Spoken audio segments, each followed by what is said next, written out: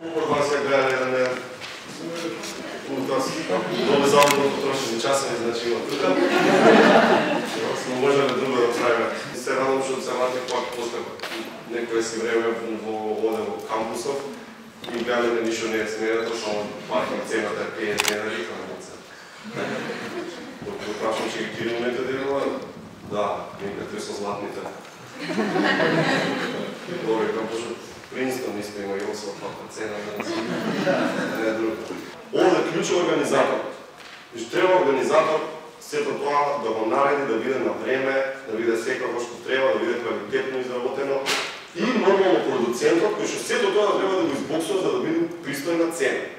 Иако може би ќе имате среќа еднаш, два пати, три пати, но и таа ќе престане некогаш, така да секогаш гледате да бидете во што и да работите по-подготвени, а среќата не ги наоѓа срекните, него подготвените, па и ќе се сложи.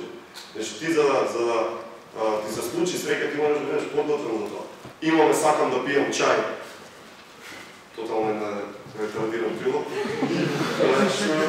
Не за абсолют, значи за good nature. Цела наука, што мене многу ме фасцинира, како умов ти вика ова земи го точно. Нели, тук имаш милиарда показатели зошто ти си го одбрал токму тој производ. Научници, економисти викаат дека она што кога ќе го видиш ти буди некакво позитивно чувство, има исто така многу големо, огромно влијание во тоа ти да го одбереш баш тој производ. Така да, конкретно со тој прилог, сакам да пијам чај, целта ни беше да луѓе кога ќе одат да гледат чај и да го видат тој да се речат, еве има добри некои ретардирани ставлеки. Тоа е тоа. Друг производ наш што не е основа на фирмата, но е знатно круцијален за нас, пред со престиж, по брендинг е Балкан Стендап Фестивал. Тоа е прв таков и најголем таков евент, веќе 2 години поред е најголем стендап евент на цел Балкан. Below the line маркетинг е она со кое што вие сте запознаени и кое што ние го правиме за фирми, а тоа е нели оние класични некакви си промоции, инхаус во маркети, надвор, герила, такви ствари. И тоа според мене сегментот од наша работа која захтева заедно со емисијата највише креативно. Не знам зашто публикава би ти дошла и освен што ќе ти боцне кашкавалчи и ќе се јави на теткава и баба, ај дојте има јадење. Не знам што друго ќе напиш. Значи тука е целта да бидеш различен, да бидеш нов, да имаш нешто интересно, пак кажувам, може би нешто што ќе ги насмева, може нешто слично. Идејава што е? Кибернетичкиот тим искочи со мисла дека може би добро се направи следно.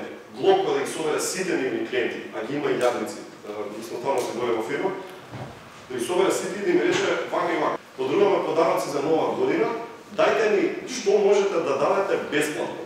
Ние ги сносуваме сите трошоци на подарокот, на пратката, на се што треба.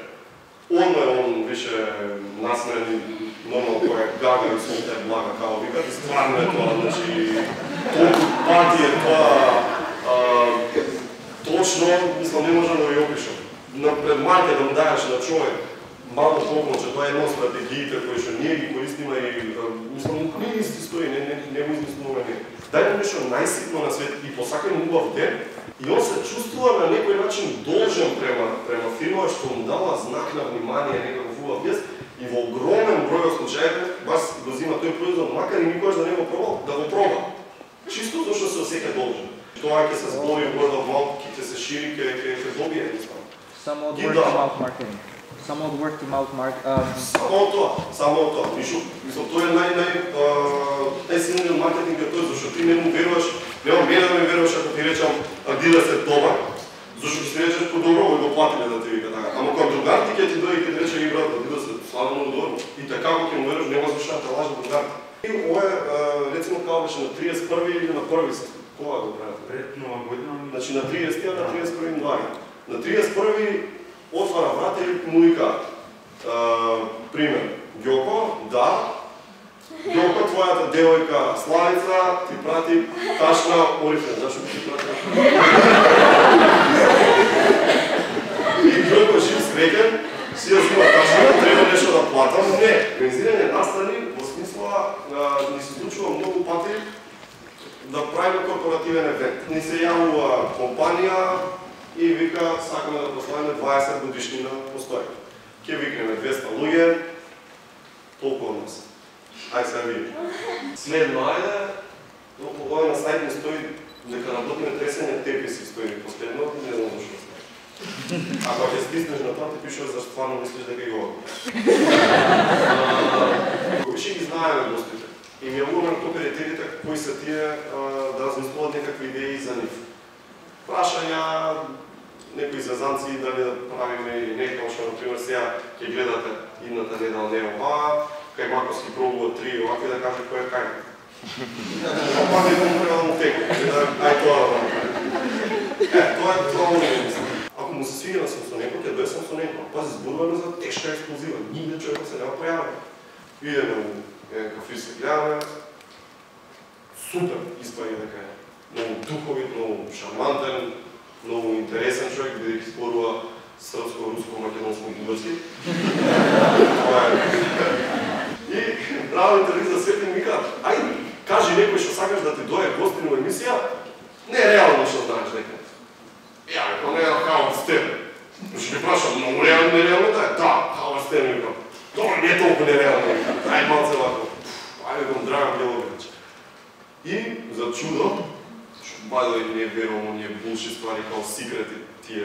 Што врскане на ја дека сум рекол нереално, па многу сум сакал, ми се исполнува.